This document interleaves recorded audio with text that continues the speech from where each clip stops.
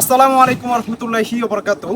আমি এক সপ্তাহ আগে একটা ভিডিও দিয়েছিলাম এই রাস্তাটা নিয়ে। হ্যাঁ, রাস্তার মধ্যে কোনো গাড়ি ঘোড়া কিছুই চলতো না, রাস্তা খারাপের গতি। কিন্তু এখন দেখেন, চলে একটু ঘুরে দেখা, রাস্তাটা এত সুন্দরভাবে করা হয়েছে এখন।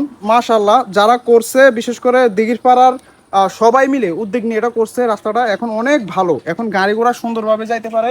পিছনের রাস্তাগুলো কিন্তু করে দিছে। হ্যাঁ, এখানে চলার মতো, গাড়ি ঘোড়া চলার মতো কোনো ওয়ে ছিল না, কিন্তু এখন আলহামদুলিল্লাহ সবার উদ্যোগ নেওয়াতে সবাইকে অসংখ্য অসংখ্য ধন্যবাদ। আল্লাহ তাআলা আপনাদেরকে নেক হায়াত দান করুক, ভবিষ্যতে ভালো কাজ করার জন্য আপনাদেরকে সহযোগিতা করুক মানুষে। এটাই আমি চাই, আল্লাহ তাআলা আপনাদেরকে বিপদ আপদ থেকে হেফাজত করুক। হয়তো বা এই রাস্তার, এই অল্প একটু রাস্তার কারণে অনেক মানুষে বহুত ক্ষতিগ্রস্ত হইতো, অনেক ঘোরাঘুরি করা লাগতো, কিন্তু এখন এই রাস্তা দিয়ে শত শত গাড়ি যাইতেছে, আসতেছে আলহামদুলিল্লাহ। তো রাস্তাটা আমি ওই দিন দেখাইছিলাম, কিন্তু আমি ভাবছিলাম যে আমি নিজেই উদ্যোগ নিয়ে করবো, বাট আমি কয়েকজনকে বলছিলাম, তারা বলছিল যে দিঘির পাড়ার সবাই উদ্যোগ নিতেছে, সবাই টাকা তুলতেছে, করবে, তো তারাই করে দিছে, অনেক সুন্দরভাবে করছে আলহামদুলিল্লাহ। বালু দিছে, কোনা দিছে, সবকিছু মিলিয়ে কিন্তু তারা রাস্তাটা করছে।